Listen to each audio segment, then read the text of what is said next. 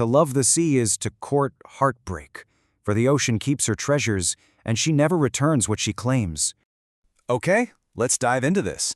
Today we're exploring a deeply fascinating piece of coastal folklore, the legend of the deep blue sea.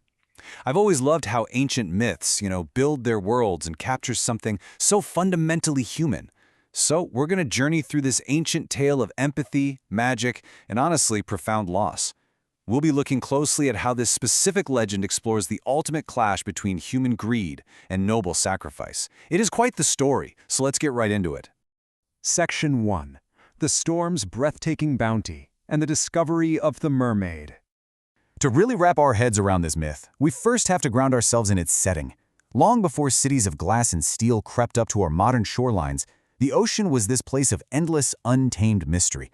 For the coastal villagers, the sea was literally everything. It was their livelihood, their greatest danger, and the source of stories passed down in hushed tones over crackling fires.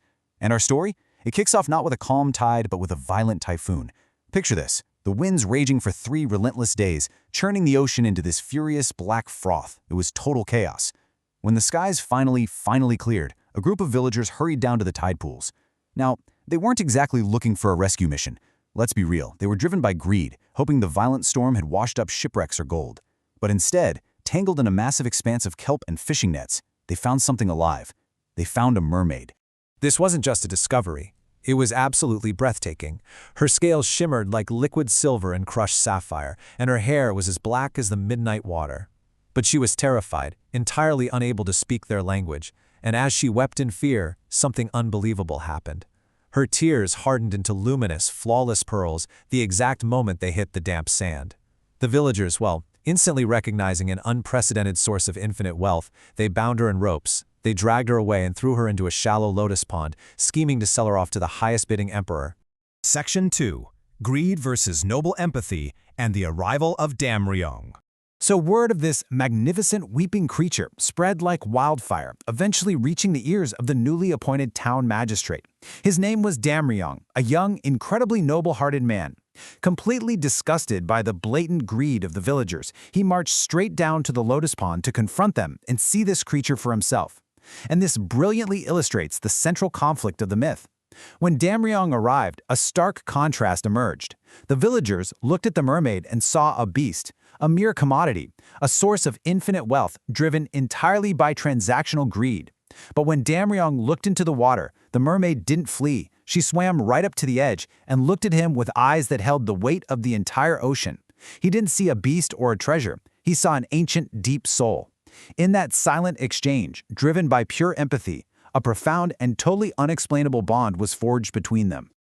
Damryong knew immediately that the fishermen would never simply let her go. They were completely blinded by the promise of pearls. So he made a radical choice. Methodically, he stripped off his badge of office. He surrendered his expensive silk robes. He gave up his inherited jade ornaments. Damryong traded every single ounce of his earthly wealth to those fishermen just to secure the mermaid's life. I mean, think about that. He gave up his entire worldly status, his whole livelihood, just for her freedom. Section 3. The Tragic Rule of Magic and the Return to the Sea. Having secured her freedom, Damryong had to get her back home. Under the heavy cover of a moonless night, he carried the weakened mermaid to a small wooden boat, rowing her far, far away from the shoreline, past the dangerous jagged reefs and out into the deep blue sea where the water turned cold and vast. The time had come for her to return to the water. So the crucial point is understanding the mechanics of magic in this legend. There is a hard, tragic rule bound to the existence of mermaids. They possess the magical ability and the heavy, tragic burden to erase the memories of humans. It's essentially a survival mechanism to protect their own kind from the very greed we just saw from the villagers. But in this moment, it takes on a deeply emotional weight. You see, the mermaid knew that if Damryong remembered her, he would spend the rest of his life looking out at the horizon, waiting for a creature who could never actually live in his world. He would be completely ruined by longing. This leads to the emotional climax of the story. First, clinging to the edge of the boat, she reaches up and places a single, glowing pearl into his hand. It's a tear not of sorrow but of profound gratitude and love. Second, to save him from a lifetime of heartbreak, she pulls herself up, wraps her arms around his neck, and kisses him. This is the memory-erasing kiss. It's such a profound allegory for grief and sacrifice, isn't it? And finally, she slips silently beneath the waves, disappearing into the dark water forever.